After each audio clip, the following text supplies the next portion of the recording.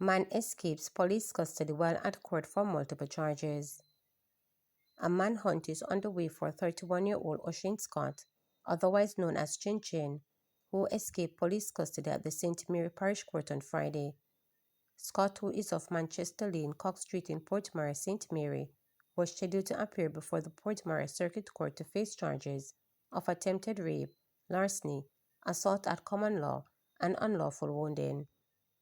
The Jamaica Constabulary Force Corporate Communications Unit (CCU) said about 9:05 a.m. Scott was being escorted by a police corporal from the restroom back to the holding area. During the escort, he reportedly assaulted the corporal and managed to flee through the main gate onto Warner Street. Despite immediate pursuit by officers on duty, Scott evaded capture and remained at large, the CCU stated. The corporal was subsequently taken to the Portmore Hospital and treated for injuries sustained during the escape.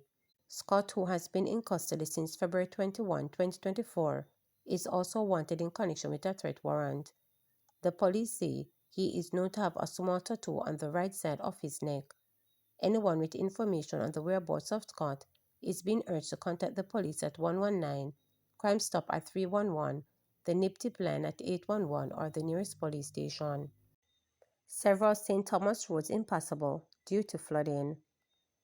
The police are advising that heavy rainfall on Friday has rendered several roadways in the Golden Grove area of St. Thomas impassable. They say the Martyr River, Stort Hall, and Hodges roads are flooded. Additionally, the Mortubury Main Road is impassable. The police say there are also reports that the bridge connecting the communities of Cheswick and Dolphy near China's Lawn in the parish has been destroyed by the floodwaters. Motorists are strongly advised to exercise extreme caution and use alternative routes. 17-year-old charged in relation to assault of Hanover schoolboy, 2 others arrested. The police say a 17-year-old has been charged with assault occasioning bodily harm in relation to the video-recorded assault of a 15-year-old student of Hopewell High School in Hanover. The boy is among 3 persons who have been arrested in connection with the assault. The police say the complainant was assaulted on Monday while walking home from school. They say the 17-year-old suspect and several other students ambushed the young boy behind a church in the vicinity of the Orchard community. He was reportedly kicked in the head, neck, and back, and was repeatedly slapped in the face by the 17-year-old, causing swelling and pain. The suspect and the others involved also reportedly threatened the complainant, warning him not to report the incident. The complainant remained silent until Wednesday, when he was again assaulted by the 17-year-old and other students in the same location. The incident was captured on video, which went viral. The young men arrested are reportedly linked to vital communities in Hanover and St. James. The 17-year-old is slated to appear before the Lucy Family Court on December 3rd. Detectives from Police Area 1 say they are actively searching for the other 2 suspects involved in the incident as investigations continue. Meanwhile, CPFSA Chief Executive Officer Loretta Adams-Thomas said a team visited the school, spoke with the students, and made arrangements to provide the necessary support.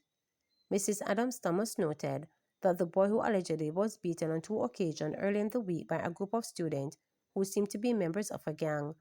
A video circulating online shows a group of students attacking a male student, hitting and kicking him all over his body. The police were notified, and based on information received, it has resulted in the arrest of 3 students. Investigations are still underway to identify and apprehend the additional suspects. The relevant authorities have been notified, and counseling services will be provided to the victim and his family. The police condemn and will not condone these senseless acts of violence in Hanover or anywhere in Jamaica. We are working diligently to ensure all parties involved are held accountable. Student safety and well-being remain a top priority, and the police will continue to work closely with the school community to prevent such incidents. So we identified that the boys in the video were from Hopewell High School. So our first responders visited the school yesterday, Thursday, November 28th.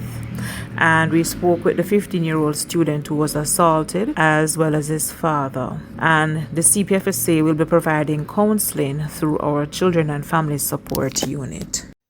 Problems being solved, say NMIA operators.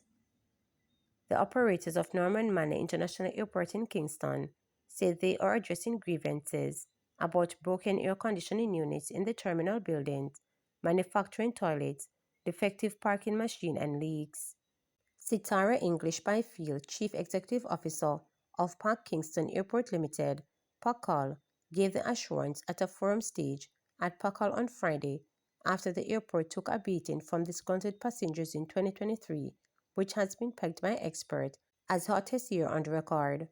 The complaints resulted in Transport Minister Darrell Voss calling PACAL to book and Director General of the Jamaica Civil Aviation Authority, Lieutenant Colonel Oscar Derby, charging the operators to pull out all the stuff to enhance passengers' comfort.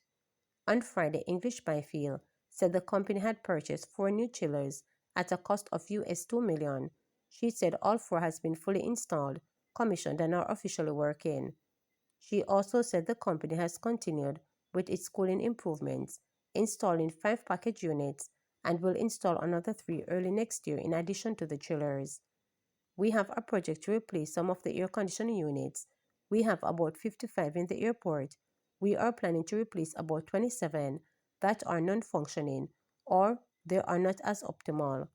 We have done 8 so far, and we have another 10 coming, so it will get cooler, she said, adding that the restroom renovations are continuing. Catherine Prendergast, Director of Maintenance at PACAL, said issues with the airport's escalator, located at its western end, and an elevator at the check-in area have been resolved. Regarding widespread discomfort with leaks in the airport's roofing, Prendergast said roof renovations, now underway, will make airport leaks a thing of the past. We are hoping that by the first quarter of 2025, I will have no buckets catching water in my airport, she stated. Meanwhile, Kadian Dawes Winter, Commercial and Car Park Manager, said the department began formal tracking of its pay station in July this year in the wake of the complaints. The pay stations overall have met the target 95% availability most of the time, save and except for one location in the arrival section, which have been out of service from July. We are working assiduously to have that repaired. It's an issue with the circuit board, she stated. Dawes Winter said the pay stations typically go out of service from time to time whenever there's an attempt to insert damage notes to them. She said some of the issues being experienced by the pay stations are also a result of the salty air environment. As a consequence, the units are to be encashed similar to have ABMs housed come 2025. Airports Authority of Jamaica AAJ President and Chief Executive Officer Ardy Dietrichs said PACAL's 5th year in existence can be categorized as a celebration of survival over its formative years, given the fact that its experience and performance have suffered several reputational bruises. He said the forum would reveal that they have made significant progress in addressing the major setbacks that have negatively affected the airport's service quality. Commenting on the current state of the aviation traffic and the industry after the COVID-19 pandemic, Dietrich said 2023 showed a remarkable performance and representation of a year of full recovery, with Jamaica holding a total of 7 million passengers versus 6.5 million in 2019, a recovery of 7%, he stated. He said Sangster International Airport in Montego Bay recorded traffic of 5.2 million passengers last year versus 4.7 million in 2019, an 11% increase, while Norman Manor International Airport posted 1.7 million passengers last year versus 1.8 in 2019, a shortfall of 5%. He said while this remarkable traffic growth and recovery in 2023 was expected to continue in 2024, this was not to be, as the year 2024 has seen a slump in the traffic growth compared to both budget and last year. Hence, as of October, total traffic was 1.7 million passengers for the country versus budget of 6.2 million passengers, and last year to date of 5.8 million, representing downturn of 6.8% below budget and 2% below last year. This is reality we are facing, he stated. Remember to subscribe, like, share, and click the notification bell for daily updates.